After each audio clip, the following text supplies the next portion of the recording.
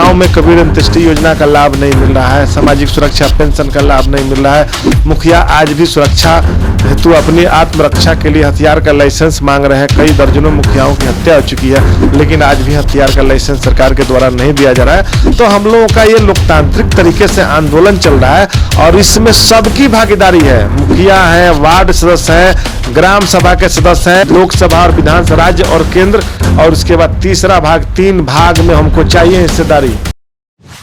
नमस्कार, मैं कृपा शंकर, आप इनसाइडर लाइव देख रहे हैं। आपको बताते चले कि गांव की व्यवस्था को देखने वाले यानी पूरे बिहार को देख रेख करने वाले, गांव के लोगों की समस्याओं को निदान करने वाले मुखिया अब हड़ताल पे हैं। 16 से 31 तक हड़ताल पे रहेंगे और हमारे साथ इसी मुद्दे पे बात करने के लिए मुखिया संघ के अध्यक्ष मिथिलेश राय जी।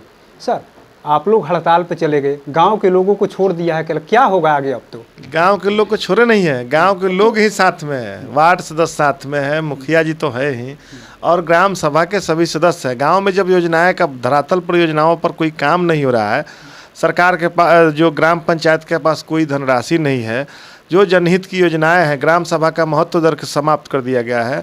सरकार सीधे योजनाओं जो भी योजनाएं हैं, जो सरकार का वित्त आयोग का राशि है या जो राशि मिलता है, उसमें सीधे डायरेक्शन थोपी जाती है कि आपको ये करना है।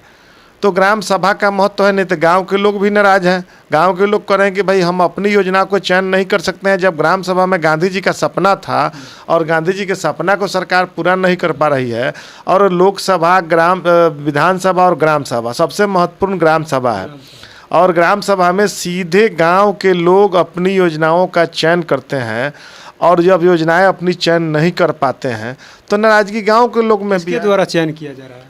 ये तो सरकार का डायरेक्शन आता है कि आपको ये करना है, खुद भेज रही है कि आपको यही करना है।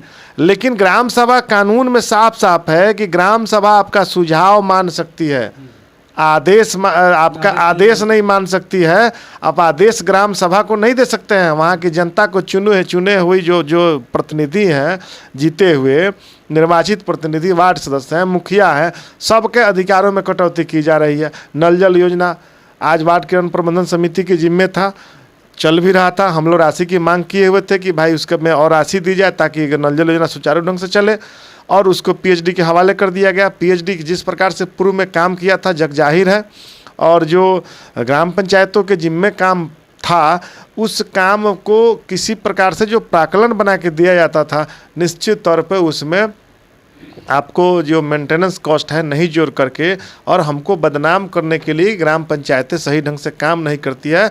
ये बैठे हुए पंचायती राज के विभाग के जो अधिकारी हैं और मनरेगा में जो बीआरडीएस में बैठे हुए, यहाँ 4-4 वर्षों से जो जमे हुए वहाँ मनरेगा में अधिकारी हैं, वे लोग मनरेगा में, पंचायती राज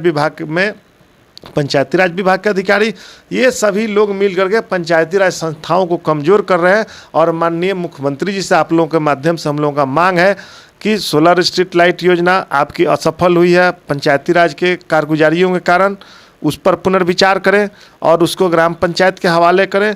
और जो हमारा पंचायत सरकार भवन है, एलईओ असफल एजेंसी है, उसको दे दिया गया है।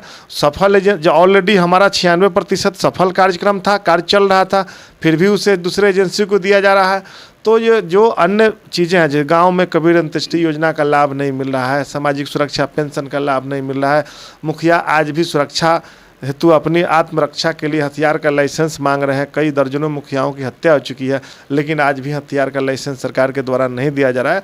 तो हम लोगों का ये लोकतांत्रिक तरीके से आंदोलन चल रहा है और इसमें सबकी भागीदारी है। मुखिया हैं, वार्ड सदस्य हैं, ग्राम सभा के सदस्य हैं, और हम लोग आप लोगों के माध्यम से सभी से अपील करते हैं, त्रिस्तरीय पंचायती राज संस्था के जो भी हमारे पंचायत समिति सदस्य हैं, जिला परिषद सदस्य हैं, सबको आह्वान करते हैं कि आप भी साथ होइए, और निर्वाचित जो भी स्थानीय निकाय कोटे से एमएलसी हैं, आप सभी उनसे भी पूछिए। आप हमारे वोटों से आप सभी जीते हुए, हम लोगों के वोटों से जीते हुए हैं जो एमएलसी हैं, आप भी हमारी आवाज़ को सरकार तक पहुंचाने का काम करिए।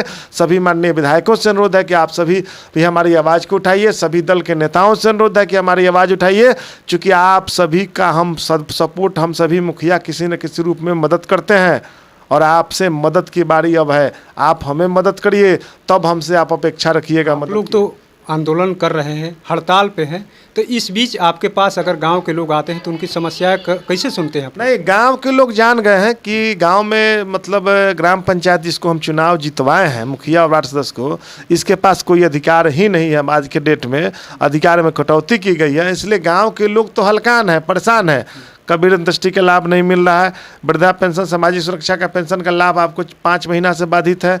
नए लोगों का नाम प्रधानमंत्री आवास योजना में भारत सरकार नहीं जोड़ने दे रही है, पोर्टल अब उसका बंद नहीं। तो हम लोग को लड़ाई केंद्र और राज्य सरकार दोनों से है। केंद्र सरकार भी कई योजनाओं पर जो धरातल पर मनरेगा का मामला है, मनरेगा को उलझा दिया गया, जिसके कारण पूरे बिहार में आज के डेट में रोजगार बाधित है। समय पर मटेरियल का पैसा नहीं मिल रहा है, समय पर लोगों को मजदूरी नहीं मिल रहा है। आज मजदूर जो मोबाइल मॉनिटरिंग सिस्टम लागू किया गया, एक दिन हाजिरी बनाते हैं तो दूसरा टाइम हाजिरी नहीं बन पाता है, तो तीसरा टाइम उनका पेमेंट नहीं हो पाता है। ये भारी कई समस्याएं हैं। 22 को आप लोग प्रखंड का स्तर पर करेंगे, 29 को जिला स्तर पर, किस तरीके का आंदोलन आप लोग का रूपरेखा तैयार किया? 22 तारीख को पूरे प्रखंडों में, राज्य के सभी प्रखंडों में व्यापक धरना होगा, जिसमें हजारों हजार की संख्या में आम जनता और वार्ड सदस्य और मुखिया साथी उपलब्ध रहेंगे।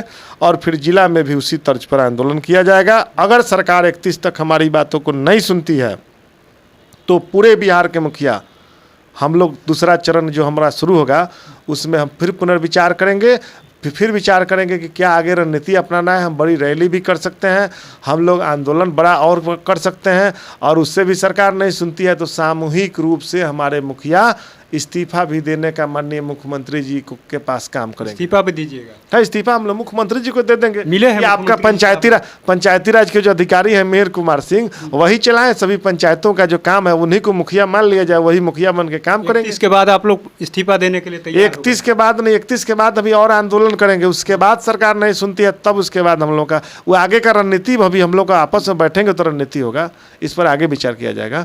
और सरकार से हमारा आप लोगों के माध्यम से अपील है कि हमारी मांगों को आप सुनिए और समीक्षा करिए और पुनर्विचार करिए। नौकर की तरह नहीं खटेंगे? नौकर की ही तरह नहीं, पंचायत प्रतिनिधि को हम निर्वाचित हैं। माननीय मुख्यमंत्री जी कहते हैं कि दिल्ली में चुनी हुई सरकार को भारत सरकार चुनी हुई सरकार को अधिकार नहीं दे रही है, तो हम भी तो कह रहे हैं कि चुनी हुई सरकार को दोनों सरकारें अधिकार नहीं दे रही है।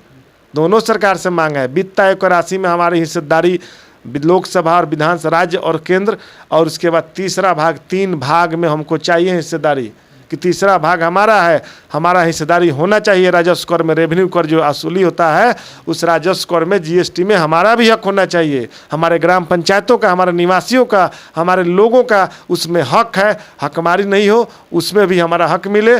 15 फाइनेंस कमीशन का भी समय पर पैसा दिया जाए और 15 फाइनेंस कमीशन की राशि को बढ़ोतरी की जाए।